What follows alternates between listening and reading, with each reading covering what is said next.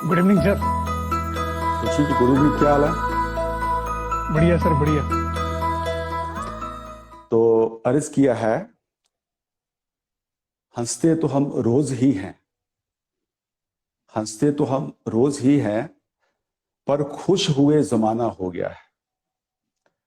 It is very clear. इसका meanings क्या है, तो ये मुझे इसकी तशरीह करने की जरूरत नहीं है। तो तशरीह अगर कुछ लोग जानना चाहे तो मैं कर भी सकता हूं कि हमारी मुस्कुराहट जो होती है उसमें मजबूरी ज्यादा होती है, खुशी कम होती है। उसकी वजह क्या है कि आज की दुनिया में जो भी चीज हो रही है, जैसा भी माहौल बना हुआ है, उस माहौल में हम खुल के जी नहीं सकते। उसकी वजह यह है कि हमारा जो वातावरण है, जो हमारा मतलब एक फिजिकल फिटनेस होती है, उस पे बड़े सारे सवालिया निशान होते हैं।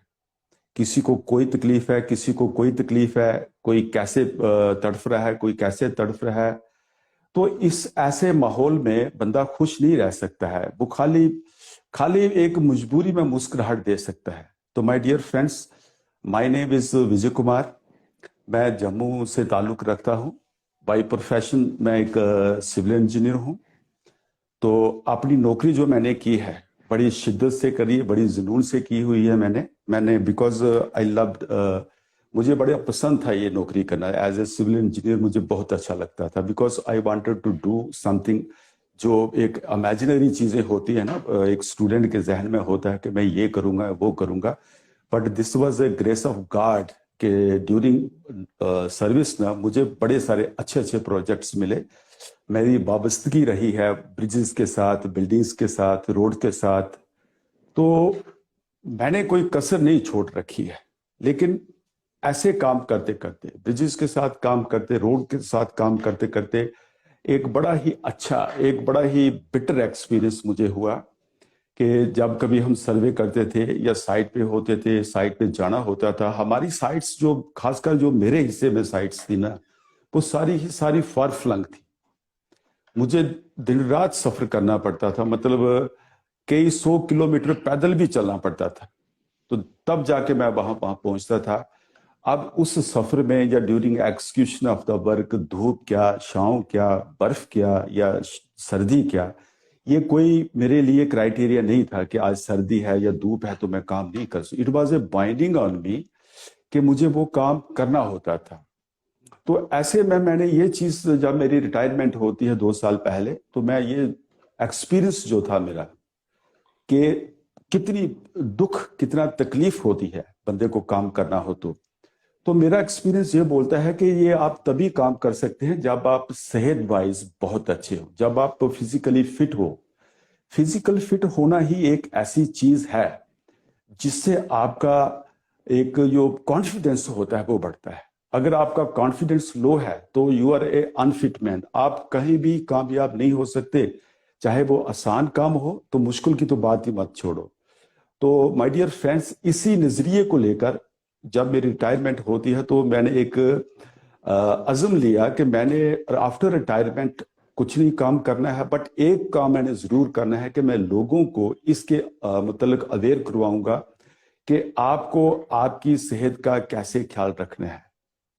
तो सेहत के प्रति जब मैंने मैंने एक बेदारी हुई ना मेरी, तो मैंने इसको और गूढ़ रहस्य इसके जानने के लिए मैं बड़े सारे जो एक न्यूट्रिशनिस्ट थे उनसे बात की, उसके बाद डाइटिशियंस से बात की, उसके बाद मैंने कुछ फिजिकल इंस्ट्रक्टर से बात की, योगा एक्सपर्ट्स से बात की, उसके बाद डॉक्टरों से भी मुलाकात हुई।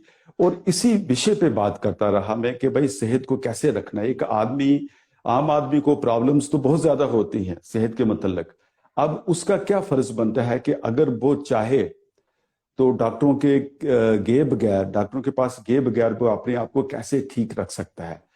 तो हाजरीन, अब ऐसे में क्या होता है कि लोग जुड़ते गए, मैं मिलता गया, अपना मैंने आइडिया शेयर किया, उन्होंने भी इस बात को अपने ये कहा कि ये बहुत अच्छी बात है, हमें मिलजुल के ये काम करना चाहिए।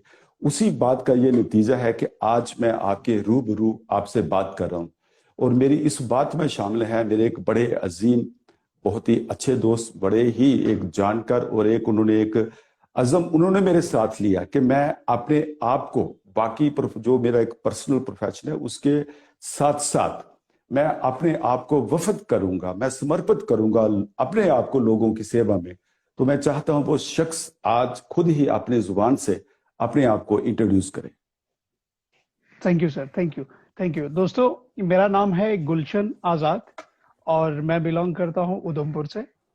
और मैं आज के इस निरोगी काया सेशन में आप सभी का वेलकम करता हूं on behalf of Nirogi Kaya and all the associated person belongs to Nirogi Kaya. दोस्तों, अगर मैं अपने बारे में बताऊं तो शायद आप सभी जो भी मेरे साथ यहाँ पे इंस्टा लाइव पे आज हमें सुन रहे हैं, देख रहे हैं, तो शायद काफी लोग मेरे को जानते हैं कि मेरा बैकग्राउंड इंजीनियरिंग से है। लेकिन आफ्टर इंजीनियरिंग लाइफ ने कुछ स्ट्रगल दिए। तो स्ट्रगल्स तो हर एक इंसान की लाइफ में होते हैं करियर के प्रति। तो यहाँ तक तो ठीक था कि करियर के प्रति स्ट्रगल हर एक इंसान को करना पड़ता है। लेकिन मेरे इस छोटी सी उम्र में मैंने ये जो छोटी सी स्ट्रगल देखी ना, तो उस स्ट्रगल में मैंने ये भी पाया कि इंसान करियर के प्रति स्ट्रगल तो करता है, लेकिन अपनी हेल्थ को लेकर वो बहुत ज्यादा स्ट्रगल करता है, बहुत सारी प्रॉब्लम्स को फेस करता है। लेकिन हम लोग कंसल्ट करते हैं कई लोगों के साथ। कुछ लोग हमें मिलते हैं जो जानकार रहते हैं। हमारे लाइफ में कोई भी इशू है या हमारी लाइफ में कोई चैलेंज है, तो अगर हमारे नॉन में या हम किसी प्रोफेशनल को या फिर किसी ऐसे इंसान को जानते हो जो हमें कंसल्ट कर सकता है हमारी प्रॉब्लम्स के प्रति, तो हम उनके पास जाते हैं। लेकिन कॉमन मैन जो होता है वो प्रॉब्लम्स को डिस्कस क्या, उनको किसी के साथ शेयर तक नहीं कर सकता। तो निरोगी काया आप सभी के लिए ये अपॉर्चुनिटी लाया है कि आप सभी के वो जो सवाल, वो जो प्रॉब्लम्स हमारी लाइफ में हम जो फेस करते हैं, उनको एक प्रोफेशनल के साथ उनको डिस्कस किया जाए, ताकि आम लोगों को, जो हमारे साथ जुड़े हुए लोग हैं, जो हमें जानते हैं, हम उनकी प्रॉब्लम्स को एक प्रोफेशनल के साथ डिस्कस करें, ताकि उनको सोल्यूशन मिल सके, उनको एक रास्ता दिख सके कि हम जो प्रॉब्लम फेस कर रहे हैं उसका कहीं ना कहीं हमें हल मिल सकता है। तो दोस्तों, आज जिस शख्सियत को हम यहाँ इनवाइट करेंगे, या आज हमने जिनको इनवाइट किया हुआ है, जिनके साथ हम इस चर्चा को आगे बढ़ाएंगे, मैं उनके बारे में बता दूं दोस्तों, तो वो एक लाइफ मैनेजमेंट कोच है। मिनिस्ट्री ऑफ आयुष से वो सर्टिफाइड है इन योगा एंड रेकी में। दोस्तों, वो फाउंडर है my skills development and financial solution, एक ऑर्गेनाइजेशन है उस चीज की। लेकिन उससे भी बड़ी बात आपसे मैं शेयर करूंगा, जब वो अपने एक्सपीरियंस को लोगों के साथ शेयर करते हैं ना, जब वो अपना एक्सपीरियंस शेयर करते हैं, वो अपनी कंसल्टेशन देते हैं, अपना नॉलेज शेयर करते हैं, और इंफॉर्मेशन जब लोगों के साथ शेयर करते हैं ना, वो बातें इंसान की उम्र लंबी कर सकते हैं। तो जरा ध्यान से उनकी बातें सुनिए। और मैं आप सभी के बीच उनको बुलाना चाहूंगा जोरदार तालियों के साथ। वो और कोई नहीं, वो है Yashpal sir. So I would like to invite you sir. Welcome sir. आप अपना Yes. Good evening, sir. Good evening. On behalf of Good evening, sir. everybody, I extend a very warm welcome to you, sir. मैं आज we are happy और we are privileged because आज आपने बड़े सारे तजुर्बे के साथ यहाँ पे हमारे बीचों बीच रूबरू बैठे हुए हैं। तो सर, बात ऐसे है कि वैसे तो आजकल जो लाइफस्टाइल है हमारा, इसकी वजह से हमें बेतहाशा बीमारियों का शिकार होना पड़ा है। मतलब हर शख्स लगभग बीमार है। तो उन सभी बीमारियों का हम खुलासा यहाँ पे नहीं कर सकते हैं रहते समय में। तो हमने खाली एक ही बात पे बात करेंगे, और दैट इज डायबिटिक्स, जिसको हम कहते हैं शुगर, कि मुझे शुगर हो गया। तो सबसे पहले मैं जनाब से ये जानना चाहूंगा सर कि आखिर ये शुगर क्या है और ये कैसे होती है। Thank you so much. सबसे पहले आप दोनों को congratulations, you are looking handsome. और आपको मैं मुबारक देना चाहता हूं कि आपने जो बेड़ा उठाया है, जो मिशन लिया है, जो विजन है, ये बिल्कुल ये कॉल ऑफ द डे है और ये सोसाइटी की नीड है। और अक्सर मैं एक बात कहता हूं कि समय न लगाए तय करने में, समय न लगाए तय करने में कि अच्छी सेहत के लिए क्या करना है, वरना हॉस्पिटल्स तय करेंगे कि आपका क्या करना है। तो ये बिल्कुल पक्की बात है, सच्ची बात है कि जैसे मैं सुन रहा था अभी कि एक तंदुरुस्त इंसान, एक हेल्दी आदमी ही कुछ समाज के लिए, घर के लिए, फैमिली के लिए, देश के लिए और एज ए होल पूरे वर्ल्ड के लिए कुछ कर सकता है। तो कैसे हम हेल्दी रहें, कैसे हम स्वस्थ रहें, ये बहुत बड़ा विषय है। और आपको मैं फिर मुबारक देता हूं कि आपने ये इनिशिएटिव लिया है निरोगी काया। और ये आज हम बात नहीं कर रहे हैं, आज हम 21वीं सेंचुरी में इसकी बात नहीं कर रहे हैं, लेकिन ये सदियों से हमारे ग्रंथों में भी लिखा गया है कि पहला सुख निरोगी काया। तो ये हमारे ग्रंथों में लिखा गया है और हमें इसका ध्यान देना होगा। अगर बात करें वेलनेस की, तो वेलनेस में ये बोला जाता है, वेलनेस के बहुत सारे एलिमेंट्स हैं कि उनको अगर बैलेंस करना है तो उसमें भी सबसे पहला जो है वो फिजिकल हेल्थ है। तो फिजिकल हेल्थ हम कैसे फिट रखें, कैसे हेल्दी रहें। अगर हम फिजिकली हेल्दी होंगे तो हम मेंटली हेल्दी होंगे, हम इमोशनली हेल्दी होंगे, स्पिरिचुअली हेल्दी होंगे, ऑक्यूपेशनली हेल्दी होंगे, एनवायरमेंटली हेल्थ हमारी होगी। तो कितने सारे पैरामीटर्स हैं जिसके ऊपर हमें बैलेंस करना है। तो सबसे बड़ी बात उसमें निरोगी काया की है, हेल्थ की है। अब आपने एक क्वेश्चन पूछा है जो कि आज जिसकी बात करते हैं कि बहुत बड़ी चर्चा का विषय बना हुआ है। हम समझ नहीं पा रहे हैं कि आखिर ये चैलेंज क्यों है। और आपने जैसे क्वेश्चन पूछा कि क्या कारण है जिसको हम शुगर कहते हैं, लोग डायबिटिक हो रहे हैं, इसमें कोई भी किसी भी तरह का कोई एज ग्रुप की बात करे वो नहीं रह गया, किसी जेंडर की बात करे वो नहीं है, तो आखिर इसका कारण क्या है। तो मैं कहना चाहता हूं कि ये एक लाइफस्टाइल डिसऑर्डर है, लाइफस्टाइल डिसऑर्डर है, जिसको हम ये भी कह सकते हैं ये एक हार्मोनल इम्बैलेंस है। और इसको सही शब्दों में कहें तो ये एक मेटाबॉलिक डिसऑर्डर है। तो ये एक अगर हम इसके ऊपर काम करें तो कुछ हमें सॉल्यूशन मिल सकता है, रिजल्ट मिल सकते हैं। जी। अब सर इसका ये होती कैसे है? देखिए इसके वेरियस रीजंस हैं, बहुत सारे कारण हैं इसके। कहीं ना कहीं आज जैसे हम बात करते हैं कि जो भी हमारा खान पान है, कहीं ना कहीं बात करें एयर पोल्यूशन बढ़ रहा है, वाटर पोल्यूशन बढ़ रहा है, फूड पोल्यूशन जिसकी हम बात करते हैं, केमिकलाइजेशन हो चुकी है, तो ये भी एक कारण है। दूसरा अगर बात करते हैं तो हमारा सेडेंटरी लाइफस्टाइल है, जो हमें इस मशीन को, हमारी ह्यूमन बॉडी जो है ये एक मशीन है और मशीन को अगर हम एक्शन में नहीं लाएंगे, एक कार है अगर वो चलेगी नहीं, खड़ी होगी, तो वो 2 महीने में 3 महीनों में खत्म हो जाएगी। तो सिमिलरली अगर हम इस मशीन से काम नहीं लेते, हम एक्टिविटीज नहीं करते, तो सेडेंटरी लाइफस्टाइल भी इसका एक कारण है। क्रॉनिक स्ट्रेस है, आज बच्चे से लेके बुजुर्ग तक हर आदमी कहीं ना कहीं अपनी लाइफ में चिंतित है, अपने फ्यूचर को लेके चिंतित है, अपने जो हमारे ड्रीम्स हैं उनको पूरा करने के लिए हमारे पास जो भी संसाधन है वो शायद पर्याप्त नहीं है।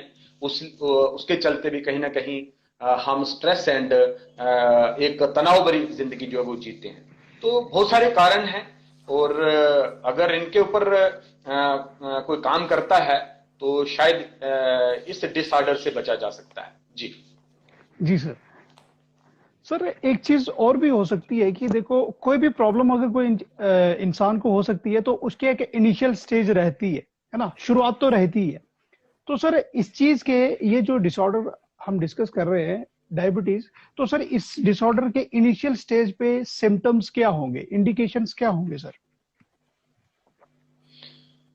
देखिए इसमें क्या अगर बात करते हैं तो सबसे पहले आदमी को प्यास बहुत लगती है, बार बार पानी पिएगा तो फिर प्यास लगेगी, तो बॉडी डिमांड करती है कि क्योंकि ब्लड सर्कुलेशन हमारा कहीं ना कहीं इम्बैलेंस हो जाता है, यूरिनेशन जो है वो बार बार यूरिन पास करने का अर्ज होती है, भूख लगना, बार बार अभी खाया फिर भूख लग रही है, या यूटीआई रिलेटेड कोई इन्फेक्शंस होना, या सब कुछ खाने के बावजूद भी हमें एक वीकनेस का एहसास होना, वो एनर्जी, वो हमारे जो स्फूर्ति है वो ना होना।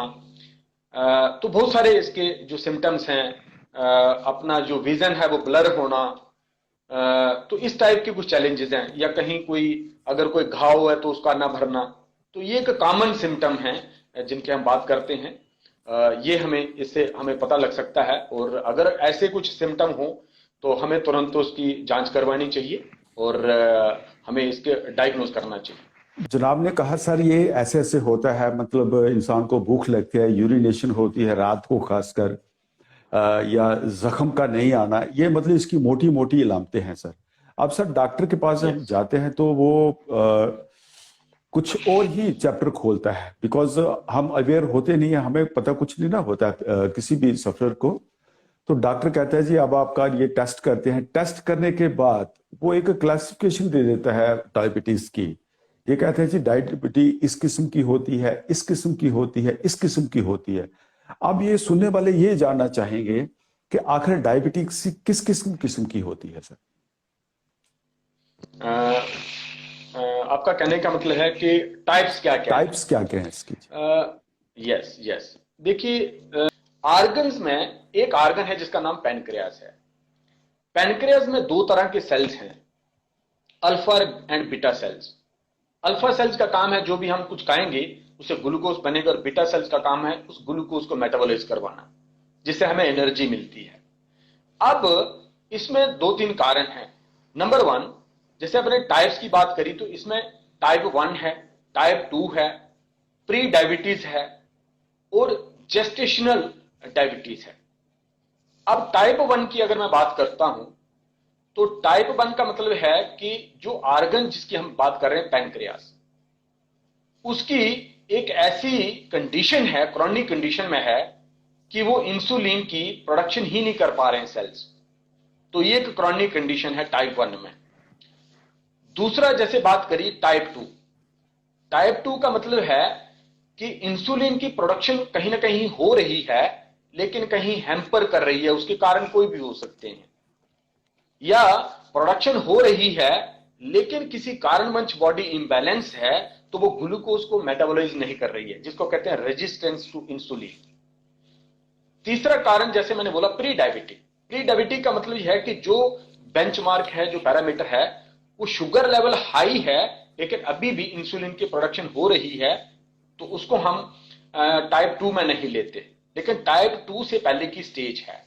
और उसके बाद जो फोर्थ टाइप है वो जेस्टेशनल डायबिटिक है, जिसकी हम बात करते हैं, वो प्रेग्नेंट लेडी को, प्रेग्नेंट वुमेन उसका शिकार होती हैं, और लगभग 24 से 28 के वीक में ये चैलेंज आता है।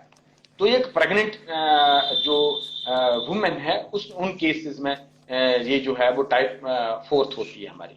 तो ये कुछ टाइप्स हैं जी सर। जैसे आपने बताया कि ये टाइप 1 जो डायबिटीज है, तो सर हम इसमें थोड़ा आपसे और जानने की करेंगे कि सर आप थोड़ा टाइप 1 के बारे में थोड़ा और बताएं, इसके सिम्टम्स क्या हो सकते हैं और इसके सर क्या इफेक्ट होते हैं लॉन्ग टर्म, या फिर इनिशियल स्टेज पे इंसान क्या फील करता है जब टाइप 1 का कोई पेशेंट बन जाता है?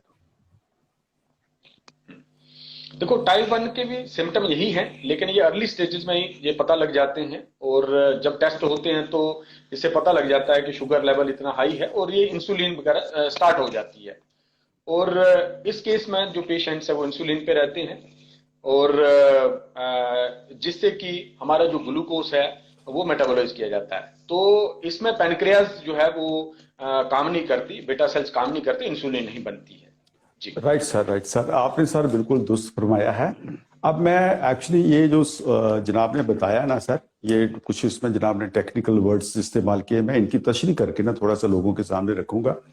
तो हाजरीन, साहब बता रहे हैं कि हम जो भी चीज खाते हैं उसमें कहीं ना कहीं ये शुगर होता है, ग्लूकोज होता है। जब उसका इंटेक होता है, मतलब जैसे कार्ब्स होते हैं, कार्बोहाइड्रेट्स हम खाते हैं, तो उसमें होता है ये अपना शुगर होता है। अब शुगर जब ये इंटेस्टाइनल पोर्शन में जाता है खाना हमारा डाइजेशन के लिए, तो वहां से इसको that converts it into glucose. अब जो ग्लूकोज होता है वो एंटर करता है हमारे ब्लड स्ट्रीम में। ब्लड स्ट्रीम के बाद वो जो ग्लूकोज होता है वो it goes to the tissue cells, और उसके बाद हमारे ऑर्गन्स में जाता है वो, तो वहां पे जाके it converts it into, it is converted into energy. अब इसके पैरेलल साथ में क्या होता है, जैसे साहब ने बताया कि एक बीटा सेल्स होते हैं, अल्फाज होते हैं, और पेनक्रिया, ये सारे के सारा इस प्रोसेस को मॉनिटर करते हैं कि आपके ब्लड में कितना ब्लड शुगर आ गया है, और उसी हिसाब से पेनक्रिया रिलीज करता है एंजाइम, जिसको जनाब कह रहे हैं अपना इंसुलिन। अब इंसुलिन और ब्लड शुगर का जो लेवल है ये मेंटेन किया जाता है इंसुलिन से। इसमें अगर एक चीज होती है, जब तक ये बैलेंस बराबर रहता है तो man is fit, he is not a diabetic patient. जब कोई गड़बड़ होती है, क्या गड़बड़ होती है कि जैसे साहब ने कहा कि इंसुलिन रेजिस्टेंस, इसका मतलब ये है कि जब सेल्स इंसुलिन को कबूल करना बंद कर देते हैं, उसको रेजिस्ट करते हैं, वो उसको नहीं मानते, तो इस सूरत में क्या होता है कि जो ब्लड सेल्स होते हैं, शुगर के जो ब्लड शुगर होती है वो बढ़ जाती है, इंसुलिन का लेवल कम हो जाता है। और दूसरी सूरत जैसे साहब कह रहे हैं कि मेटाबॉलिज्म, इसको हम कह सकते हैं कि ये दिस इज एक एंटी अमीनो केमिकल रिएक्शन होता है, जिससे पेनक्रिया इंसुलिन को रिलीज करना बंद कर देता है या कम करता है। तो इसी सूरत में जब इंसुलिन का जो रेशो है वो ब्लड शुगर के रेशो से गड़बड़ा जाता है, ऊपर नीचे हो जाता है, डिफरेंट हो जाता है, तो इसी स्टेज को हम कहते हैं कि बंदे को डायबिटीज हो गई है, क्योंकि उसका शुगर लेवल जो होता है वो ऊपर हो जाता है। उसके बाद अभी हमारे मेहमान जनाब शर्मा साहब ने बोला है कि ये बड़े 4 किस्म की होती है। तो जो पहली किस्म की इन्होंने बताई है, उस इनके मुताबिक क्या है कि इंसुलिन का जो मैन्युफैक्चरिंग है ना, वो बंद है, वो बिल्कुल बंद है। तो इसको आउटसोर्स करना पड़ता है। स्टेज टाइप 1 की जो इन्होंने जिक्र की, आउटसोर्स किया जाता है, तो ब्लड लेवल जो उसका होता है, ब्लड शुगर का जो लेवल होता है वो रेज रहता है। उसको बैलेंस करने के लिए उसको जो हम इंसुलिन देते हैं, इंजेक्ट करते हैं, जो डॉक्टर्स जो भी तरीका बताते हैं उसके मुताबिक ये होता है। तो अब टाइप 2 के बारे में जनाब ने बता दिया सर कि दिस इज टाइप 2 जो होती है, ये क्या होता है कि इसमें जो इंसुलिन का तनासब होता है या तो कम होता है या रेजिस्टेंस होती है, इसका इंसुलिन रेजिस्टेंस हो जाती है, तो ब्लड शुगर का लेवल बढ़ता ही जाता है।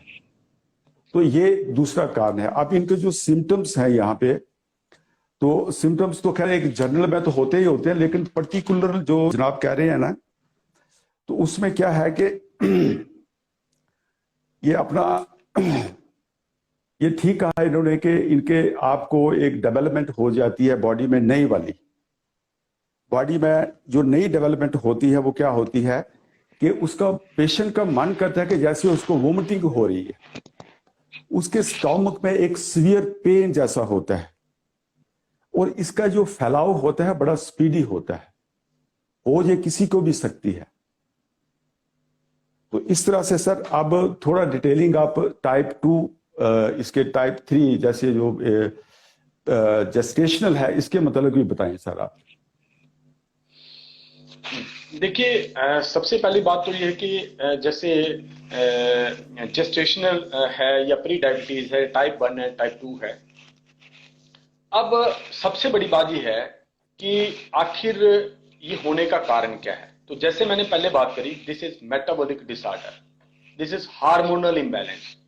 इसका मतलब क्या है कि इंसुलिन इज ए हार्मोन, ये एक हार्मोन है, और ये इम्बैलेंस होना बॉडी में हमें ये टाइप 1, टाइप 2 और प्री डायबिटीज या जेस्टेशनल डायबिटीज की ओर ले जाता है। अब जैसे मैंने बात करी कि जेस्टेशनल डायबिटीज जो है ये प्रेग्नेंट वुमेन का केस है। तो इसमें क्या है कि जैसे मैंने बात करी थी कि कहीं ना कहीं तनाव में रहना, कहीं ना कहीं इसका कारण कि जो मेडिकेशन हो रही है, कहीं ना कहीं इसका कारण जो सेडेंटरी लाइफस्टाइल हमारा है, कहीं ना कहीं इसका कारण जो हमारा जो लैक ऑफ एक्सरसाइज या वॉक, उससे ऑक्सीजन का कम होना। तो ये कारण ही इससे बनते हैं और जिससे ये लगभग ऑलमोस्ट आज अगर हम बात करें तो ये एक लगभग मोस्ट ऑफ द केसेस में प्रेग्नेंट वुमेन को ये होता है और इसका कारण वही है हार्मोनल इम्बैलेंस। तो ये एक हार्मोन है और जब हमारी बॉडी में हार्मोनल इम्बैलेंस हुआ उसके कई कारण हैं। अगर और इसमें डिटेल में बात करें तो इसका कारण क्या है कि हमारे हार्मोन्स को बैलेंस करने के लिए और भी हार्मोन्स की अगर मैं बात करूं तो उसके लिए what we need the nutrition.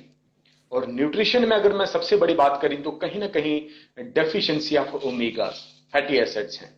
अगर वो भी प्रॉपर हमारी बॉडी में नहीं है तो हमारे हार्मोन्स इम्बैलेंस होंगे और जब हार्मोन्स इम्बैलेंस होंगे तो हमारी डाइजेशन भी अपसेट होगी, हमारे एंजाइम्स प्रॉपर नहीं बनेंगे, तो हमें ये चैलेंजेस स्टार्ट होते हैं। तो इसके कई सारे कारण हैं और बैलेंस हैं तो हम इससे बच सकते हैं।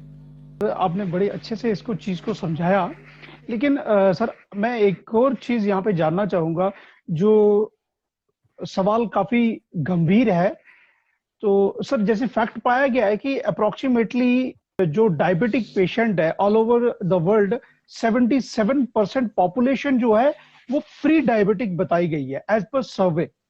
तो सर आप इस प्री डायबिटीज पे ना थोड़ी और गहराई से हमें बताएं ताकि हम सभी को पता चल सके कि आखिर ये क्या चीज है, इसके सिम्टम्स क्या हैं, या फिर इसको हम कैसे रोक सकते हैं। सर आप इसके बारे में थोड़ा और बताएं हमें।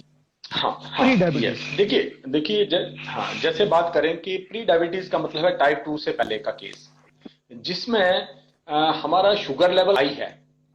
एक ऐसी कंडीशन कि जिसमें हमारा शुगर लेवल हाई है और इंसुलिन या तो एनफ नहीं है या प्रोडक्शन उसकी या रेजिस्टेंस उसकी बढ़ रही है। तो इस केस में क्या है कि अगर जिस भी पर्सन के केस में जो प्री डायबिटिक कंडीशन आ रही है उसका जो शुगर लेवल है वो हाई हो रहा है, तो अगर वो अपने लाइफस्टाइल के ऊपर काम कर लेता है, वो एक्सर्ट करता है, एक्सरसाइज करता है, जैसे मैं बात करता हूं कि इंसुलिन का काम है हमारे सेल्स का मुंह खोलना, ग्लूकोज को सेल्स तक लेने जाने का काम करता है। तो अगर हम एक्सर्ट करेंगे, अगर सेल की डिमांड आएगी, सेल की नीड होगी ग्लूकोज की, तो क्या होगा कि इंसुलिन उसमें हेल्प करेगी और हमारा ग्लूकोज जो है वो मेटाबॉलाइज होगा और जिससे हमें एनर्जी मिलेगी। तो इसमें सबसे बड़ा कारण क्या है कि अगर हम अपने लाइफस्टाइल को बदलेंगे, क्योंकि ये कारण कहीं ना कहीं लाइफस्टाइल से जुड़ा हुआ है, और अगर हम अपने लाइफस्टाइल को बदलते हैं, अपने खान को पान को इंप्रूव करते हैं, जैसे अभी विजय जी ने कहा कि जो भी हम कुछ खाते हैं तो उसका ग्लूकोज बनता है और वो ग्लूकोज जो है वो कन्वर्ट होता है एनर्जी में, लेकिन उसको एनर्जी में कन्वर्ट करने तक का जो काम है वो उसमें इंसुलिन का बहुत बड़ा रोल है। क्योंकि अगर सेल तक ग्लूकोज जाएगा नहीं, ऑक्सीजन का फ्लो उतना होगा नहीं, तो वो बर्न कैसे होगा। तो अगर जो नॉर्मली बोला जाता है, हर कंसल्टेंट, हेल्थ कंसल्टेंट इसकी बात करता है कि अगर हम खान पान का ध्यान रखें और अगर हम एक्सरसाइज रेगुलर एटलीस्ट 30 मिनट्स की एक्सरसाइज या ब्रिस्क वॉक करें, तो इससे हम जो है अपने आप को टाइप 2 होने से बचा सकते हैं और हम हेल्दी रह सकते हैं। जी अच्छा सर, अब ये चीज पैदा होती है, अब पेशेंट उसको पता लग गया कि मैं डायबिटिक हो गया, अब उसके पास कोई ऑप्शन नहीं रहती है कि मैं क्या करूं एक्सेप्ट कि वो डॉक्टर के पास जाएगा। अब सर डॉक्टर्स कैसे ट्रीट करते हैं इस किस्म के लोगों? देखिए टाइप 1 में तो जैसे बात करी कि वो तो इंसुलिन का केस है, वो तो इंसुलिन होगा, इंजेक्ट करना पड़ेगा। टाइप 2 की बात करते हैं तो टाइप 2 में डिपेंड करता है कि अभी जो इंसुलिन की प्रोडक्शन है वो कम है, किस लेवल की है, इंसुलिन की जरूरत है कि इंसुलिन की एक टाइम जरूरत है, एक बार मेडिसिन की जरूरत है, या किस डोज की जरूरत है। लेकिन मैं बात करता हूं कि अगर एक नॉर्मल रेंज में है तो उसको पिल्स दी जाती हैं। अब वो पिल्स 3 तरह के काम करेंगी। पहला काम करेंगी, वो स्टिमुलेट करेंगी पैनक्रियाज को for the production of more insulin. तो ये पहला काम उन पिल्स का होगा जो मेडिसिन हमें दी जाती है। दूसरा काम क्या होगा, इनहेबिट करेगी the production and release of glucose from the liver. तो पहला काम क्या होगा कि पैनक्रियाज के ऊपर प्रेशर पड़ेगा, बीटा सेल्स के ऊपर प्रेशर पड़ेगा, जो सेल्स हमारे वर्किंग में हैं उनके ऊपर प्रेशर होगा कि और इंसुलिन की प्रोडक्शन करो। दूसरा काम वो पिल्स क्या करेंगी कि जो लिवर का काम है कि जो भी हम कार्ब्स खाएंगे उसका ग्लूकोज बने, तो वो उसको रोकेंगी पिल्स कि और ग्लूकोज की जरूरत नहीं है, तो वो बनने से उसको रोका जाएगा। और तीसरा काम क्या होगा, वो हमारे स्टमक के जैसी बात करते हैं, ऐसे कुछ एंजाइम्स हैं जो कार्बोहाइड्रेट्स को ब्रेक डाउन करते हैं, तो उन एंजाइम्स को वो रोकेंगी कि वो कार्बोहाइड्रेट्स को ब्रेक ना करें, ग्लूकोज ना बनने दें। तो ये 3 तरह का काम होगा जो मेडिकेशन हमें दी जाती है। इसीलिए बोला जाता है कि मेडिसिन का फायदा जो होगा सो होगा, क्योंकि ये 3-4 तरह से कंट्रोल किया जाता है। एक तो पैनक्रियाज के ऊपर प्रेशर डाला जाएगा, दूसरा लिवर को रोका जाएगा, भाई ग्लूकोज नहीं बनना चाहिए, और तीसरा हमारे स्टमक में एंजाइम्स हैं जो ब्रेक डाउन होने से कार्बोहाइड्रेट्स को रोका जाएगा। तो आप समझ सकते हैं कि अगर हम ये तीनों चीजें हमारी बॉडी के नेचर के लॉ के खिलाफ करेंगे तो उस आदमी की आने वाले दिनों में कंडीशन क्या होने वाली है आप समझ सकते हैं। तो ये 3 तरह के काम हमारी मेडिकेशंस करती हैं, 3 तरह के काम जो वो पिल्स हैं वो करती हैं। लेकिन अब अगर मेडिसिन ना ले तो वो भी एक चैलेंजिंग है। तो आज के इस जिसको कहते हैं युग में हमें तुरंत रिजल्ट चाहिए और हम मेडिकेशन के ऊपर डिपेंड करते हैं, क्योंकि हमें उसके जो साइड इफेक्ट्स हैं, हमें उसके जो कंसिक्वेंसेस हैं वो पता नहीं होते। तो जैसे मैंने अभी बात करी, अगर ये 3 चीजें भी हमें समझ में आ जाए, तो ये तीनों चीजें जो हैं वो नेचर के अगेंस्ट हैं, हमारी बॉडी के अगेंस्ट हैं, तो इसके क्या कॉम्प्लिकेशंस होगी, इनके क्या साइड इफेक्ट होंगे, अगर वो कोई समझता है तो वो अपने लाइफस्टाइल को चेंज करना चाहेगा। जी बिल्कुल सर। सर मैं आपसे ये जानना चाहूंगा, एक सवाल भी मेरे फ्रेंड्स ने मेरे से डिस्कस किया कि हम जानना चाहते हैं कि ये किस तरह के जो लोग होते हैं वो डायबिटिक के शिकार हो सकते हैं। यस, देखिए जैसे मैंने पहले भी कहा कि दिस इज मेटाबॉलिक डिसऑर्डर। जी। जो लोग जिनका जो खान पान है जो नेचर से दूर है, नेचर से दूर का मतलब है जो नेचुरल डाइट नहीं खाते, जो आर्टिफिशियल डाइट खाते हैं। आर्टिफिशियल डाइट का मतलब क्या हुआ, जैसे एंटी कार्ब्स, एंटी फाइबर चीजें खाना, जंक फूड, फास्ट फूड का ज्यादा सेवन करना, जैसे lack of exercise, sedentary lifestyle है, क्रॉनिक स्ट्रेस है। तो ये बहुत सारे कारण हैं कि अगर कोई आदमी रेगुलर इन कंडीशंस में है, इस तरह का लाइफस्टाइल है अगर किसी का, तो वो आदमी तो 100% जो है वो इस दिशा में जाएगा। आज नहीं तो कल कहीं ना कहीं वो इस लाइफस्टाइल डिसऑर्डर का शिकार होगा और अपनी हेल्थ को कहीं ना कहीं वो डिजेनरेशन की ओर ले जाएगा। तो सर अगर जी जी जी सर, जी बोलिए बोलिए। सर एक चीज और जानना चाहूंगा कि क्या ओबेसिटी एक मेन कारण हो सकता है कि डायबिटिक कोई ओबेस पर्सन है, ओवरवेट पर्सन है, मोटापा जिसे हम कहते हैं, कोई इंसान मोटापा फेस कर रहा है, तो क्या उसकी लाइफ में डायबिटीज का होना, क्या उसके ज्यादा चांसेस बढ़ सकते हैं? देखिए ऐसा है कि सबसे पहले ये जानना जरूरी होगा कि आखिरकार ओबेसिटी क्या है।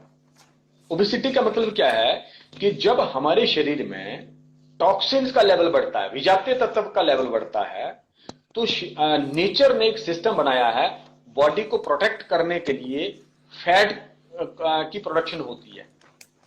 मतलब मोटापा आता है, ओबेसिटी आती है। तो अगर ये तो एक डायरेक्ट हमें पता होना चाहिए और पता होता है कि अगर फैट की एक्यूमुलेशन हो रही है, फैट बढ़ रहा है, हम ओवरवेट हो रहे हैं, इसका मतलब है टॉक्सिसिटी लेवल बढ़ रहा है। हमारा जो टॉक्सिन्स का लेवल है ओवर, जिसको कहते हैं ना ओवर टॉक्सिन्स, टॉक्सिक ओवरलोड हो रहा है। तो टॉक्सिक ओवरलोड होगा तो नेचर बॉडी को प्रोटेक्ट करने के लिए वो फैट की प्रोडक्शन करेगी और जिससे बॉडी और ऑर्गन्स बचते हैं। तो ये तो हो गया एक बात। अब डायरेक्ट फैट ओबेसिटी से रिलेशन नहीं है, लेकिन ये डायरेक्ट संबंध इसलिए भी बन जाता है कि अगर टॉक्सिन लेवल बढ़ेंगे तो हमारी बॉडी में जो हार्मोन्स हैं वो इंबैलेंस होंगे, और hormonal imbalance is the diabetes. तो इसका मतलब क्या है कि ओबेसिटी भी एक कारण बनेगा और बन सकता है इस टाइप 2 और किसी भी कंडीशन के लिए।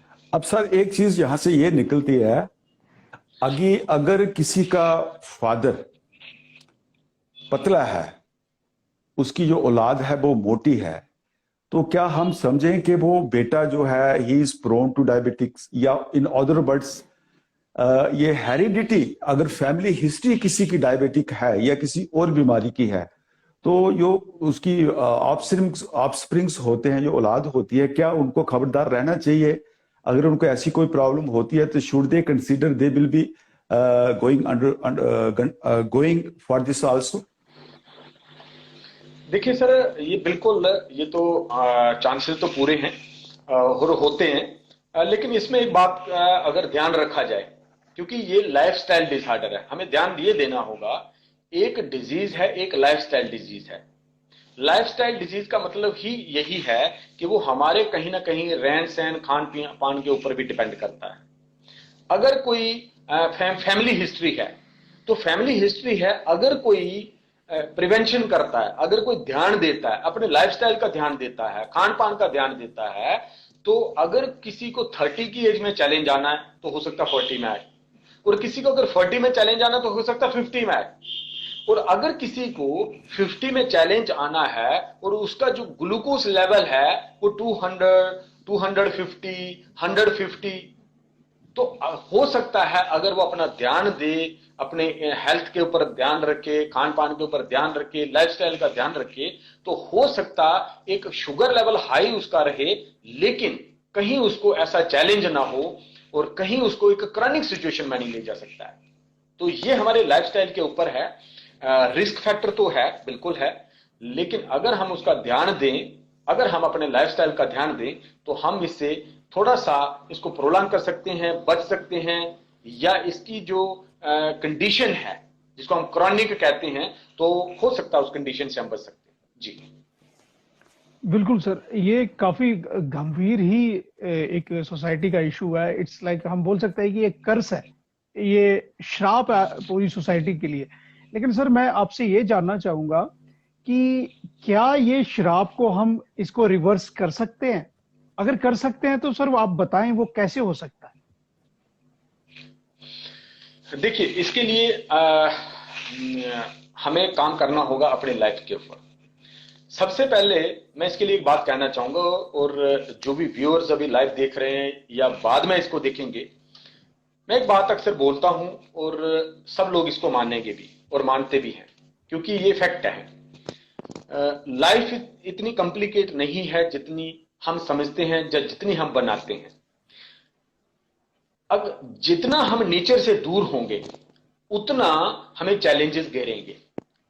मैं एक क्वेश्चन पूछता भी हूं और इससे हम समझ भी सकते हैं, ये ऐसा क्या कारण है कि ह्यूमन बीइंग्स ही लाइफस्टाइल डिसऑर्डर से ग्रस्त हैं, इतने हॉस्पिटल्स बन रहे हैं, इतनी मेडिसिन हैं, है ना, इतना सब कुछ ये इंफ्रा क्रिएट हो रहा है, और हम फिर भी बीमारियों की ओर बढ़ रहे हैं, अपने आप को बचाने में लगे हुए हैं। क्यों? क्योंकि इसका कारण है हम नेचर से दूर हो रहे हैं। आप एनिमल्स को देखिए, कितने जानवर हैं जिनको इंसुलिन की जरूरत पड़ रही है, कितने जानवर हैं जिनको हॉस्पिटल्स की जरूरत पड़ रही है, वो कैसे जी रहे हैं? वो भी तो 21st सेंचुरी में है। इसका मतलब क्या है कि हमने नेचर को छोड़ दिया है, और जब हम नेचर से दूर जाएंगे तो हमें लाइफस्टाइल डिसऑर्डर और ये चैलेंजेस गिरेंगे। इसका मतलब है क्लियर कट हमें क्या काम करना होगा। अगर हम इससे बचना चाहते हैं या प्रोलॉन्ग करना चाहते हैं या अपनी एक एज तक एक एनर्जेटिक लेके जाना चाहते हैं, तो हमें एक काम करना होगा। लाइफस्टाइल डिसऑर्डर का मतलब क्या है, या जिसको हम आज की भाषा में कहते हैं early age changes. Early age changes का मतलब क्या है कि आदमी 30 का है, लेकिन उसके जो ऑर्गन्स हैं, ऑर्गन्स की हेल्थ जो है वो 40 की हो चुकी है। अब आदमी 30 के हिसाब से कोई भी फूड खा रहा है, लेकिन अगर उसकी पैनक्रियाज 40 की है, तो इसका मतलब है वो 10 साल बूढ़ी हो चुकी है, बुजुर्ग हो चुकी है। तो जो बीटा सेल्स हैं, अगर 10 साल उससे कमजोर हैं और 30 की एज के हिसाब से आदमी खाना खा रहा है, तो क्या होगा कि क्या वो बीटा सेल्स वो प्रोडक्शन करेंगे उसको जो करनी चाहिए? नहीं है, नहीं हो सकता है। तो इसका यही क्लियर कट हमारे पास एक आंसर आता है कि अगर हम अपनी एंटी एजिंग के ऊपर काम करेंगे, एजिंग के ऊपर काम करेंगे, अगर हम 30 के हैं, हमारे ऑर्गन्स की हेल्थ अगर 25 होगी, अगर हम 40 के हैं, हमारे पैनक्रियाज की, हार्ट की, ब्रेन की, लिवर की, किडनी की अगर हेल्थ हमारे से 4 से 5 साल छोटी होगी, तो हम हेल्दी होंगे, एनर्जेटिक होंगे और हमें किसी भी तरह के चैलेंजेस नहीं आएंगे। लेकिन अगर हम नेचर से दूर जाएंगे, junk food, fast food, chemical, stress, तनाव, है ना, इन चीजों की ओर बढ़ेंगे, हम ऐसे फूड का चुनाव करेंगे जो हमारी डिजेनरेशन करेगी, तो क्या होगा कि हम एजिंग की ओर जाएंगे। और एजिंग का मतलब क्या है कि हम अपने न्यूमेरिक एज को काउंटर ना करें, तब हमें अपने ऑर्गन्स की हेल्थ को देखना होगा।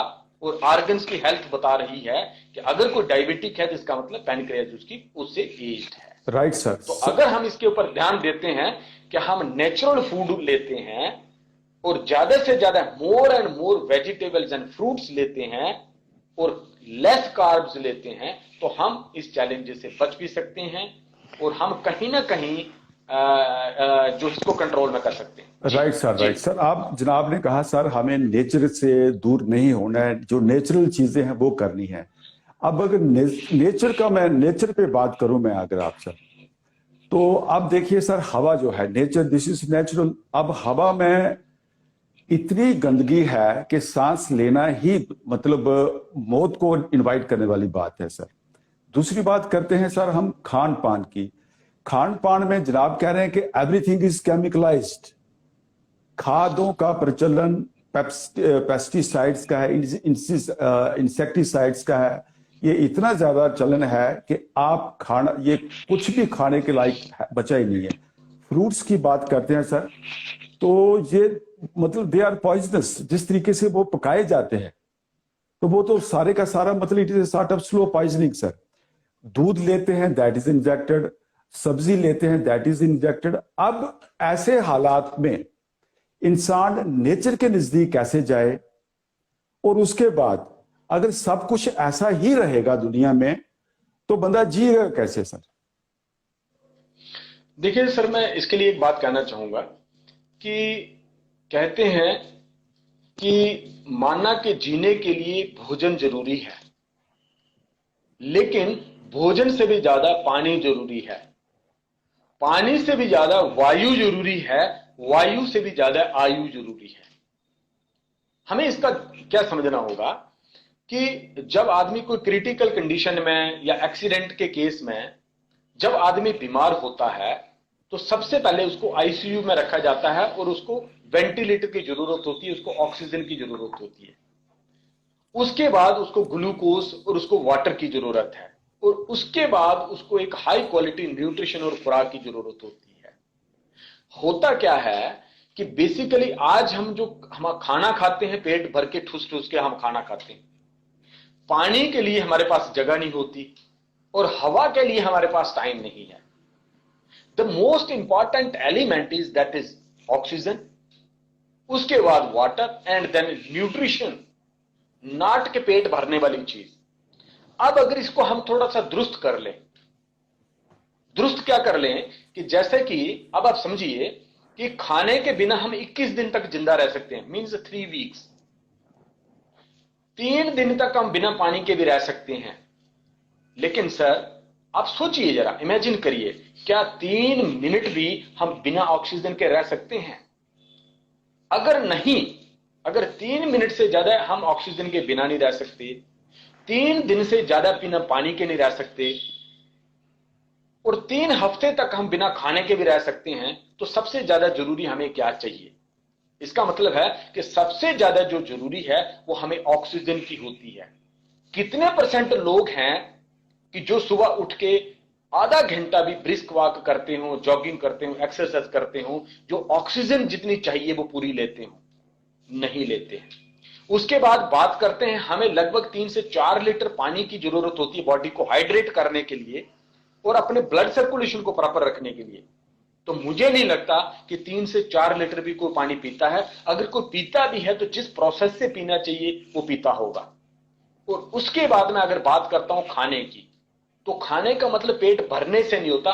खाने का मतलब है जो चीज हम खा रहे हैं, क्या उसमें पोषक तत्व हैं?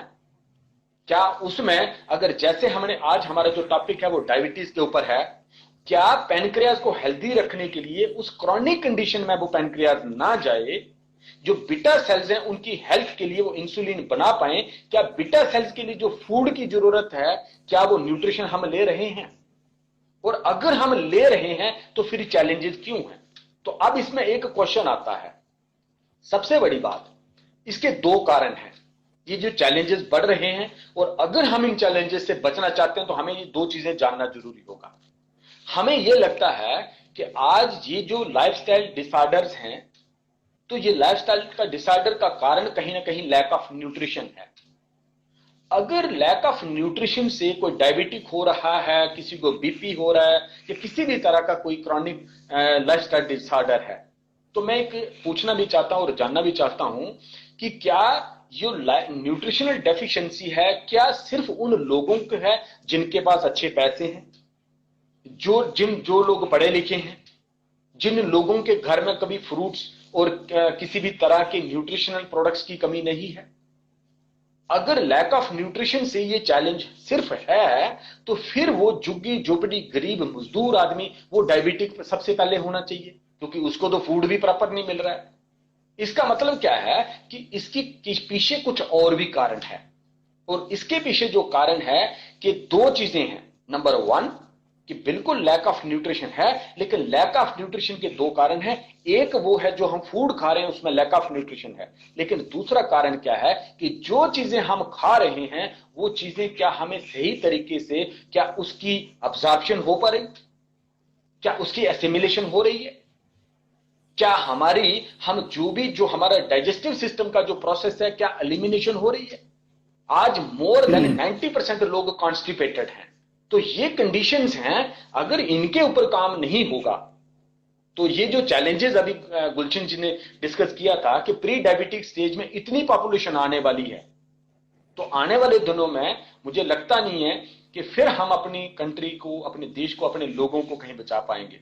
तो इसका ये ध्यान देना होगा कि आखिर इसके ऊपर क्या काम हो और कैसे हम इसके ऊपर एक्शन लें। जी बिल्कुल सर सही बात है। आपका कहने का मतलब ये है कि आखिरकार इंसान का ना जो डाइजेस्टिव सिस्टम है वो बिल्कुल फुल एफिशिएंसी के साथ काम करना चाहिए। उसमें ही कहीं ना कहीं कोई प्रॉब्लम आ गई है जिसकी वजह से हमारी पूरी बॉडी के अंदर जो भी खाना जा रहा है उसकी अब्जॉर्प्शन नहीं हो रही, उसमें जो न्यूट्रिशन है वो हमें मिल नहीं रही, या फिर हमें जो न्यूट्रिशन मिल रही है वो हमारे डाइजेस्टिव ट्रैक को कहीं ना कहीं प्रॉब्लम दे रही है। बिल्कुल राइट सर। अब मैं आपसे सर एक इंसिडेंट भी शेयर करूंगा और एक सवाल भी रहेगा कि बिफोर दिस सेशन मेरी एक बात मेरी फ्रेंड से हुई कि उसके फादर जो थे वो प्री डायबिटिक कंडीशन में थे। वो डॉक्टर ने उनको डायग्नोज कर दिया, लेकिन उसी कंडीशन में सर वो कोरोनरी आर्टरी डिजीज के वो शिकार हो गए। उसी के साथ वो सीओपीडी के शिकार हो गए, जो कि एक लोअर रेस्पिरेटरी ऑर्गन प्रॉब्लम रहती है, और विद इन 1.5 साल में उनकी डेथ हो गई सर। तो सर ये आई थिंक ये एक ऐसा इशू है कि डायबिटीज केवल वो खुद ही नहीं आती, बल्कि आई थिंक वो और भी प्रॉब्लम्स को हमारी बॉडी में इनविटेशन देती है कि और भी ज्यादा प्रॉब्लम्स आप फेस करेंगे। हाँ राइट सर? देखिए देखिए ये एक चीज है कि जैसे आपने बात करी कि एक प्री डायबिटीज से या डायबिटिक होने से ये चैलेंजेस है। देखिए बात सुनिए, जी सर।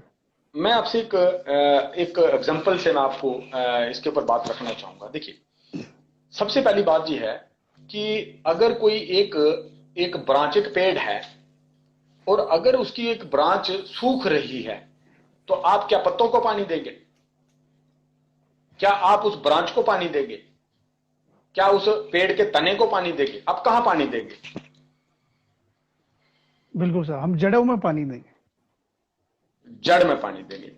अब मैंने जैसे बात करी कि हमारा जो शरीर है वो सेल से बना, सेल से टिश्यूज बने, टिश्यू से आर्गन बने।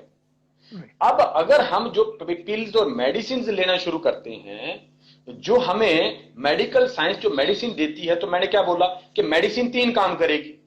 या तो वो हमारी पैनक्रियाज को स्टिमुलेट करने के लिए बोलेगी, प्रेशर डालेगी और इंसुलिन बना, या तो फिर वो लिवर को रोकेगी, भाई ग्लूकोज नहीं बना, या फिर हमारे स्टमक में जो एंजाइम्स हैं जो कार्बोहाइड्रेट्स को ब्रेक डाउन करते हैं ग्लूकोज में, उनको रोकेंगी। इसका मतलब है कि नेचर के प्रोसेस को रोका। अब नेचर के प्रोसेस को रोका तो आप ध्यान दीजिए कि जिस आदमी को सिर्फ ग्लूकोज के लिए रोक रहे हैं, तो अब वो ग्लूकोज की उस एनर्जी की जरूरत क्या हमारे हार्ट को नहीं है? क्या उस ग्लूकोज की एनर्जी की जरूरत हमारे ब्रेन को नहीं है? क्या जो हमारी किडनी के सेल्स हैं उनको ग्लूकोज या उस एनर्जी की जरूरत नहीं है? इसका मतलब है हमने कहीं ना कहीं क्या किया कि एक ब्रांच सूख रही थी, हम पत्ते को पानी दे रहे थे, हमें पानी कहां देना चाहिए था? जड़ को देना चाहिए था। इसका मतलब क्या है कि हमें टेम्परेरी फेस में जो अगर उस काज को दबाने के लिए ठीक है कि हम मेडिसिन ले सकते थे, लेकिन हमें कहीं ना कहीं काम करना पड़ेगा कि जिस वजह से हमें हमारी पैनक्रियाज वीक हुई, उसी वजह से हमारा हार्ट वीक होगा, उसी वजह से हमारी किडनी वीक होगी, उसी वजह से हमारा ब्रेन वीक होगा, उसी वजह से हमारी आईज वीक होंगी। इसका मतलब है कि हमें रूट काज के ऊपर काम करना पड़ेगा कि आखिर वो कारण क्या था। अगर कहीं ना कहीं अगर आर्गन का मतलब है, अगर पैनक्रियाज कहीं ना कहीं अनहेल्दी हुए, इसका मतलब है पैनक्रियाज के टिश्यूज अनहेल्दी हुए।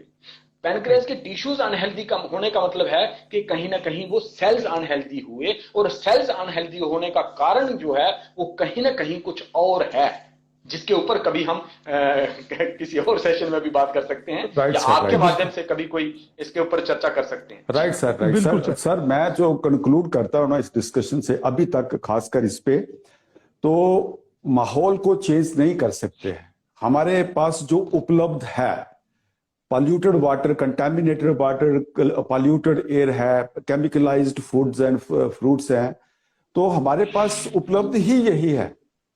तो इसके लिए हम we can't create a new world. एक बात ये होगी सर। दूसरी बात ये है, आज के दौर में अगर डायबिटीज की उसके लेवल पे बात करें, तो आज के दौर में मार्केट में क्या है कि इसका बड़ा प्रचलन है सर, शुगर फ्री चीजों का, कि ये आप जो बंदा शुगर है वो ये उसको ये शुगर फ्री आइटम है।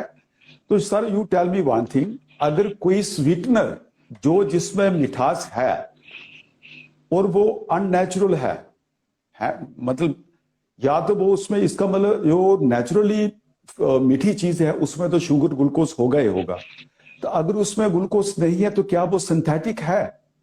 अगर वो सिंथेटिक है तो क्या वो एक डायबिटिक पेशेंट जो लेता है कि मैं शुगर फ्री चीजें खा रहा हूं, is it suitable for that man? देखो सबसे पहले तो मैंने वही बात की कि हम इसको अंडरस्टैंड ही नहीं करते हैं कि ये कंडीशन क्या है। तो जब हमें पता नहीं होता तो हमें कोई शुगर फ्री करके बेच देगा, कोई कुछ और करके बेच देगा, ये तो हम गिरेंगे। तो कोई भी चीज सेफ नहीं है, वो लेने की जरूरत नहीं है, सबसे पहली बात है। दूसरी बात क्या है कि आप नेचुरल फ्रूट्स ले सकते हो। आप नेचुरल कोई भी चीज लेते हो वो नेचुरल है, और नेचुरल जो है वो नेचर तो हमारे फेवर में है ना, नेचर तो अगेंस्ट में नहीं है। तो हम नेचर को छोड़ के कोई शुगर फ्री और कुछ ऐसी गोलियां लेते हैं, अपनी चाय में डालते हैं, कुछ इस तरह के काम करते हैं, वो तो कोई भी ठीक नहीं है। और वो सेहत को और खराब करने वाली चीजें हैं। अब सर यहां से ये चीज निकलती है, डायबिटिक पेशेंट को वो कहता है कि मैं अमरूद खाता हूं तो ये डायबिटिक पेशेंट खा सकता है, मैं पपीता खाता हूं ये खा सकता है। अगर उसमें मिठास है, it means that contains fructose and glucose, तो वो फिर डायबिटिक पेशेंट कैसे खा सकता है? देखिए सर, ये बहुत बड़ा मिथ है। सबसे बड़ी बात तो है कि जैसे मैंने पहले भी बात करी कि जैसे जैसे हम नेचर के अगेंस्ट गए तब तब हमें ये चैलेंजेस आए। अब अगर हम जंक फूड, फास्ट फूड, जो आर्टिफिशियल चीजें, हमने उनको छोड़ना है। जो नेचर की दी हुई चीजें हैं वो हमारे अगेंस्ट नहीं है, उनसे कोई भी चैलेंज नहीं होने वाला है। अगर हम किसी भी तरह का जो फ्रूट है जो नेचर ने हमें दिया है और नेचर ने उसमें जो मिठास वो चाहिए, वो जितनी चाहिए वो दी हुई है, उससे कोई चैलेंज नहीं होने वाला। क्यों चैलेंज नहीं होने वाला?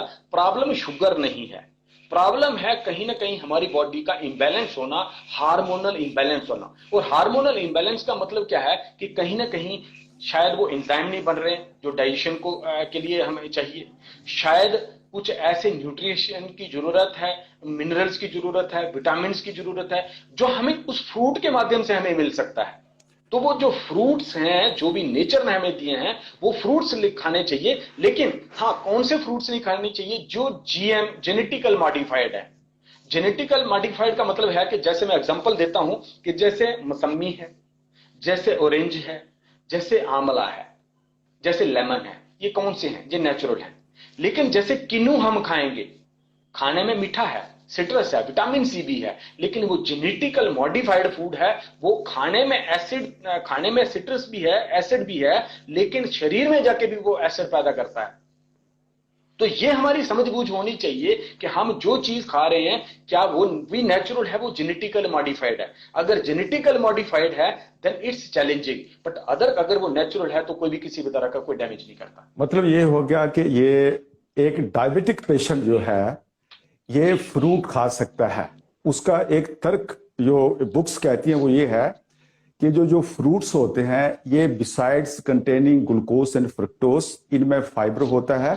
और ये फाइबर की खासियत है कि ये इट एब्जॉर्ब ग्लूकोज, जो ब्लड में ग्लूकोज होता है उसको एब्जॉर्ब करता है। इसलिए थोड़ा सा फ्रूट अगर मन करे एक डायबिटिक पेशेंट का तो ही कैन एंजॉय दैट। अच्छा, बिसाइड्स दिस सर, अगर कहते हैं कि ज्यादा पानी, डायबिटिक पेशेंट को ज्यादा पानी पीना चाहिए तो उसका जो ब्लड शुगर है उसका लेवल डाउन हो जाता है। Is it fact sir? नहीं, देखिए ऐसा नहीं है। ये करना क्या चाहिए, मैं इसके ऊपर पहले बात करूं तो सबसे पहले बात क्या है कि हमें अपनी बॉडी को बैलेंस करने के लिए what we need to detox our body. हमें बॉडी को सबसे पहले टॉक्सिन्स मुक्त करना होगा। हमें बॉडी से अपने जो टॉक्सिन्स है, जो विजातीय तत्व हैं, उनको एलिमिनेट करना होगा। बॉडी को शुद्ध करना होगा। बॉडी की सर्विसिंग चाहिए होगी, जिससे चाहे आप जीए ट्रैक की बात करें, चाहे ऑर्गन्स की क्लींजिंग की बात करें, तो हमें डिटॉक्सिफिकेशन प्रोसेस को फॉलो करना होगा, उसके ऊपर काम करना होगा। उसके बाद हमें न्यूट्रिशनल रीबैलेंसिंग करनी होगी बॉडी की। सो न्यूट्रिशनल रीबैलेंसिंग कहां से होगी कि जब जैसे जैसे हम मोर एंड मोर वेजिटेबल्स और फ्रूट्स लेंगे या फिर कुछ जो भी नेचुरल जीएम फ्री न्यूट्रिशनल कोई चीजें लेंगे तो उससे हमारी बॉडी बैलेंस होगी। और जब बैलेंस होगी तो हार्मोन्स जब बैलेंस होंगे तो अपने आप जो हमारे ऑर्गन्स काम करना शुरू करेंगे। और जब ऑर्गन्स अपना काम करेंगे तो हम एक हेल्दी बॉडी बना सकते हैं और हम हेल्थ की ओर जा सकते हैं। तो सर इसका मतलब ये होता है जी वही सकता है जिसकी पॉकेट में पैसा है। अच्छा सर, नहीं, ऐसा नहीं है। अच्छा वो तो देखिए सर कि बिना पैसे के तो कुछ नहीं होने वाला। सर एक चीज हो रहा है सर। अब देखिए मतलब जैसे आप भी कह रहे हैं और सारे, जैसे मैं अपनी इंट्रोडक्शन में बता चुका हूं, तो I have been in contact with so many doctors या न्यूट्रिशनिस्ट के लोग थे, डाइटिशियंस के थे, तो वो कहते थे कि भाई yoga is again a very good exercise, ये करना चाहिए। अब सवाल ये सर ये उठता है, जो आदमी उठ नहीं सकता है, ही इज डायबिटिक, वो योगा कर ही नहीं सकता, एक्सरसाइज कर ही नहीं सकता, तो वो कहां जाएगा? देखिए देखो, योगा एंड एक्सरसाइज, इन दो में फर्क है। योग का मतलब क्या है? जोड़ना। और योग का मतलब होता है ऑर्गन्स को स्ट्रेंथ देना। तो योग एक्सरसाइज नहीं है। तो ये पहले दो चीजें डिफरेंट है। एक्सरसाइज इज डिफरेंट एंड योग इज डिफरेंट। योग का मतलब क्या है कि आप बैठ के अगर आप इनहेल एक्सहेल भी करते हैं, डीप ब्रीदिंग भी करते हैं, तो वो योग आता है। और अगर हम डीप ब्रीदिंग करते हैं, अगर हम सांस पेट से लेते हैं और पेट से छोड़ते हैं, तो उसको योग कहते हैं। और योग का मतलब है कि आपने ऑक्सीजन का फ्लो अपनी बॉडी में बढ़ाना है, और ऑक्सीजन का फ्लो अगर हमारी बॉडी में बढ़ेगा तो हमारी शरीर में, हमारे ब्लड में जो ग्लूकोज है वो बर्न होगा। क्योंकि जब हमारे सेल्स में क्या है, हमारा सेल क्या है, जब इंसुलिन ने सेल का मुंह खोला तो सेल के अंदर क्या एंटर होगा, ऑक्सीजन और ग्लूकोज। और ग्लूकोज अगर एंटर हो और ऑक्सीजन नहीं हुई तो ग्लूकोज को बर्न कौन करेगा? क्योंकि हमारे सेल के अंदर माइटोकाइंड्रिया है। Mitochondria is a powerhouse, generator है। तो अब उसको, जैसे गाड़ी है, अगर हमने डीजल डाल दिया लेकिन अगर अब वहां की ऑक्सीजन बंद कर दो, हवा बंद कर दो, तो वो फ्यूल बर्न नहीं होगा। अगर हम घर में कोई कैंडल जलाए, उसके ऊपर गिलास रख दो तो वो कैंडल बुझ जाएगी। तो ऑक्सीजन की जरूरत है। तो हम अगर बैठ के 4 लंबे सांस भी नहीं ले सकते, अनुलोम विलोम भी नहीं कर सकते, कपालभाति भी नहीं कर सकते, तो ये एक्सरसाइज है ही ना। तो ये करना चाहिए, क्योंकि मैंने पहले भी बोला कि सबसे ज्यादा हमें ऑक्सीजन की जरूरत है, उसके बाद पानी की जरूरत है, उसके बाद न्यूट्रिशन की खुराक की जरूरत है। सर इससे तो एक चीज मैं आपको एक एक्सपीरियंस बताता हूँ सर। मेरा एक रिलेटिव है, तो वो उसको he is a patient of diabetics, ठीक है सर, उसको डायबिटीज है, तो अब है थोड़ा सा सुस्त है वो, तो वो उसके घर वाले कहते हैं कि भाई जाओ सैर करो। तो वो क्या करता है, घर से निकलता है तो साथ वाले किसी खोखे में बैठ के चाय पी के तो वहीं से वापस आके आता है, वो कहता है जी मैं सैर करके आया, मुझे पानी पिलाओ। और समटाइम्स व्हाट ही सेज कि मैं सैर करके आ गया जी, हालांकि वो सैर करके आके ना तो सो जाता है वापस। तो सैर करके वापस सो जाना, ये कहां तक एडवाइजेबल है? देखो देखो, कहते ना कि फिर तो समाज का कुछ नहीं होने वाला जो अपनी हेल्थ के साथ चीटिंग करे हैं। देखो बेसिकली क्या है कि ये हेल्थ, ये एक चैलेंज है, और चैलेंज जो कहते हैं ना, चैलेंज को जो एक्सेप्ट करता है उसका वाई क्लियर होना चाहिए। सबसे बड़ा क्वेश्चन होता है कि क्या हम सेहतमंद रहना चाहते हैं? ये सबसे पहला क्वेश्चन है। ये अपने आप से आदमी को पूछना है कि क्या मैं तंदुरुस्त रहना चाहता हूं? क्या अपनी लाइफ को मैं एक एनर्जेटिक और हेल्थी लाइफ जीना चाहता हूं? क्या मैं एनर्जेटिक रहना चाहता हूं? क्या मैं डिजीज फ्री लाइफ को जीना चाहता हूं? ये क्वेश्चन उसको पूछने चाहिए। जब इन क्वेश्चंस को पूछ के एक स्ट्रांग डिटर्मिनेशन के साथ आगे बढ़ता है तो उसको दुनिया की कोई हस्ती नहीं रोक सकती सेहतमंद होने से। बहुत सारी एग्जांपल्स ऐसी मिल जाएंगी कि जिन्होंने लाइफस्टाइल डिसऑर्डर्स को रिवर्स किया हुआ है, और रिवर्स हो सकते हैं, इसमें कोई दो राय नहीं है। मैंने आपको एग्जांपल दी है ना, राइट। लेकिन ये पहली बात है। लेकिन दूसरी बात क्या है कि अगर हम फॉर्मेलिटी के लिए कुछ भी कर रहे हैं तो हमें फ्रूट्स भी महंगे लगेंगे, हमें एक्सरसाइज सैर करना भी महंगी लगेगी, हमें इनहेल एक्सेल करना भी मुश्किल लगेगा, और हमें अगर बॉडी को डिटॉक्स करने के लिए अगर कुछ चीजों की जरूरत है तो वो सस्ती महंगी की भी लगेंगी। तो ये हमारे थॉट्स के ऊपर डिपेंड करता है, हमारे वाई के ऊपर डिपेंड करता है कि हम चाहते क्या हैं। मतलब सर आपकी बात का मतलब ये निकलता है कि हमें अपने साथ बेईमानी नहीं करनी चाहिए, हमें अपने साथ ऑनेस्ट रहना चाहिए सर। अब आपके माध्यम से एक इंफॉर्मेशन मैं शेयर करूंगा सर, कि वो कहते हैं ना sir, excess of everything is bad. अब जनाब ने बोला है कि जब डायबिटिक्स क्रोनिक हो जाती है तो ये आहिस्ता आहिस्ता उसी तरफ जाती है जहां पे इंसान नहीं जाना चाहता, because it is a fatal sir. ये हो गया शुगर लेवल का ज्यादा होना, और शुगर का प्रोडक्शन या शुगर का जो कंट्रोलिंग एंजाइम है दैट इज आपके मुताबिक है इंसुलिन सर।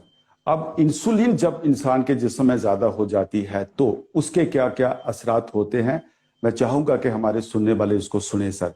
उसका सबसे पहला सर असर ये होता है कि इंसान में ओबेसिटी का चलन स्टार्ट हो जाता है। अगर उसके अंदर इंसुलिन की बहुतायत ज्यादा हो जाती है तो उसको ओबेसिटी होना शुरू हो जाती है। उसके बाद उसको टाइप 2 डायबिटिक्स ये 100% होगी ही होगी। उसके साथ साथ कार्डियोवैस्कुलर डिजीजेस का वो शिकार उसने बढ़ना ही बढ़ना है सर। चौथी बात यह है सर, उसका जो हेल्थ स्पैन होता है, मतलब वो जल्दी ठीक नहीं होता है, उसका हेल्थ स्पैन कम होने शुरू हो जाता है। और सबसे जरूरी बात यह है सर, उसकी जो लाइफ की एक्सपेक्टेंसी होती है दैट आल्सो डिक्रीजेस, वो भी मतलब वो उम्र से पहले ही ऊपर जाने की तरफ गामजन हो जाता है सर। अब इसी चीज को, अगर इंसुलिन को आपने मेंटेन करना है, अगर आप चाहते हैं कि ऐसा कुछ भी ना आपके साथ हो, तो आपको वो चीजें करनी है जो आप कर सकते हो। जैसे आप sound sleep, no stress, exercise करो, आपके मुताबिक खुली हवा में सांस लो, तो फाइब्रस जो चीजें होती हैं वो खानी शुरू करो। अगर जिस्मानी तौर पे आप मोटे हैं तो अपने वेट को कम करो, तो आप इस चीज से अच्छे हो जाओगे। आप में एक नई स्फूर्ति आएगी, आप अपने आप को खुद ही महसूस करो कि मैं बहुत अच्छा हूं। तो आप गुलजीत से मैं रिक्वेस्ट ये करूंगा सर कि नेक्स्ट वीक में ये किस पे लोगों को क्या एहतियात बताना चाहेंगे? तो सबसे पहले सर मैं यशपाल सर का मैं बड़ा शुक्रगुजार हूँ कि उन्होंने समझाया कि ये प्रॉब्लम कैसी है, क्या है, कितनी टाइप्स की है और हमारी फैमिली में इसका क्या असर हो सकता है। तो सर ऐसे भी बहुत सारे इश्यूज हमारी लाइफ में है, बिकॉज ये जो चर्चा चल रही है, हमारा ये जो प्रोग्राम है, ये जो निरोगी काया जो हम प्रोग्राम हर वीक करते हैं, तो ये specially based on lifestyle disorders पे। तो सर आज हमने डायबिटीज पे चर्चा की और जाना कि इसका हल क्या हो सकता है, ये किस हद तक जा सकता है इंसान और कैसे बच भी सकता है। तो सर जो नेक्स्ट वीक हम चर्चा करने वाले हैं वो भी एक ऐसा ही गंभीर विषय है जो पब्लिक में, हमारी सोसाइटी में बहुत ही ज्यादा कॉमन हो चुका है, जो कि गैस्ट्राइटिस का इशू है और इंडाइजेशन का।